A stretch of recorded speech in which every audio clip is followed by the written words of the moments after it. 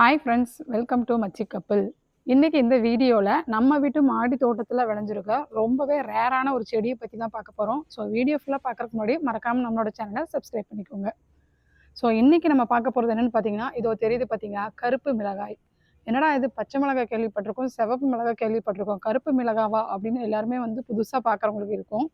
நானுமே இந்த செடியை வாங்குறதுக்கு முன்னாடி இப்படி ஒரு ஃப்ளேவர் இருக்கா அப்படிங்கிறதுமே எனக்கு தெரியாது. பட் இது பார்த்தீங்கன்னா கரு ஊதா மிளகாய்ன்னு சொல்லுவாங்க, இல்லைன்னா கருப்பு மிளகாய்ன்னு சொல்லுவாங்க, இல்லைன்னா பிளாக் கோப்ரான்னு சொல்லுவாங்க. ஸோ இதுக்கு நிறைய பேர் இருக்குது. நான் மற்ற மிளகாயோட கம்பேர் பண்ணும்போது நிறைய வித்தியாசமும் இருக்குது. என்னென்னு பார்த்தீங்கன்னா, இதோட தண்டெல்லாம் பார்த்தீங்கன்னா ஒரு மாதிரி ஊதா கலரில் இருக்கும். அது மட்டும் இல்லைங்க, மற்ற மிளகாய் செடியெல்லாம் பார்க்கும்போது கீழே பார்த்தாப்புல இருக்கும். இது மட்டும் பார்த்தீங்கன்னா வானத்தை பார்த்த மாதிரி மேல் நோக்கி வளரும் இந்த செடி. ஸோ அது ஒரு டிஃப்ரெண்ட்டாக இருக்கும். 2வது இதுக்கு பிளாக் கோப்ரா.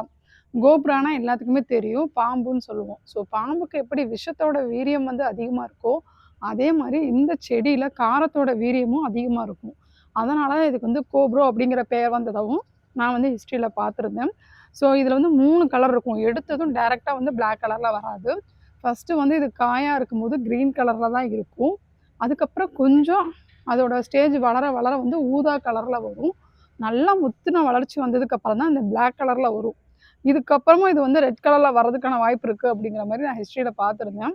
நான் இப்போ ரீசெண்டாக ஒரு 1 மந்த்னே சொல்லலாம், பெருசாக என்னால் கார்டனிங்கில் ஃபோக்கஸ் பண்ண முடியல. என் அத்தை மாமாலாம் ஊர்லேருந்து வராங்க, அவங்கள இங்கே ஷிஃப்ட் பண்ணுறதா இருக்கட்டும், அந்த மாதிரி நிறைய ஒரு விஷயத்தில் நாங்கள் அப்படியே விட்டுட்டோம். அப்புறம் இப்போ ரீசெண்டாக ஒரு வெட்டிங்க்கு வர போயிருந்தோம், நம்ம சேனல் பார்த்தவங்களுக்கு தெரிஞ்சிருக்கும். அதனால் என்னால் பெருசாக மாடி தோட்டம் ஃபோக்கஸ் பண்ண முடியல. இந்த வீக் சண்டே ஃபுல்லாக கார்டனிங்கோட ஒர்க் தான் பார்க்க போகிறோம். ஸோ நாங்கள் பார்த்தீங்களா எல்லா செடியும் கீழே பார்த்த மாதிரி இருக்குது. நம்ம வீட்டு செடி மட்டும், அந்த கருப்பு மிளகாய் செடி மட்டும் வானத்தை பார்த்த மாதிரி இருக்கும். மற்றபடி சேம் ப்ராசஸ் தான், எல்லா செடிகளை வைக்கிற மாதிரி தான் இதுவுமே. இதுக்கு நான் 15க்கு 15 க்ரோ பேக்கில் தான் வச்சுருந்தேன். இது இப்போ வரைக்கும் ஒரு பூச்சி தொல்லை கூட வரல. ரொம்ப ரொம்ப ஈஸியாக வீட்டு மாடியில் வைக்கக்கூடிய ஒரு செடி அப்படின்னா இது கண்டிப்பாக சொல்லலாம். இது இப்போ ரொம்ப ரொம்ப ரேரான ஒரு செடி. இது நிறைய மருத்துவ குணம் இருக்குது அப்படிங்கிறதே நான் ஹிஸ்ட்ரியில் பார்த்துருந்தேன். ஸோ எனக்கு இந்த டிஃப்ரெண்ட்டான ஒரு செடியை உங்ககிட்ட ஷேர் பண்ணணும்னு தோணுச்சு. அதனால தான் இந்த வீடியோவில் நான் ஷேர் பண்ணியிருக்கேன். ஸோ கண்டிப்பாக உங்களுக்கு இந்த வீடியோ யூஸ்ஃபுல்லாக இருக்கும் நம்புறேன். இந்த செடியை இதுதான் ஃபஸ்ட் டைம் நீங்கள் கேள்விப்படுறீங்க அப்படின்னா மறக்காமல் கமெண்ட்டில் சொல்லுங்கள். ஸோ இப்போ கோயம்புத்தூரில் சரியான வின்டருங்க, உங்களுக்கு பார்த்தாலே தெரியும். இப்போ இந்த வீடியோ எடுத்துகிட்டு இருக்கிறது காலையில் கிடையாது, மத்தியானம் ஒரு 1 மணி இல்லைன்னா 1:30 மணி இருக்கும். இந்த டைமில் எங்கள் வீட்டில் எப்படி இருக்குன்னு நீங்களே பாருங்கள்.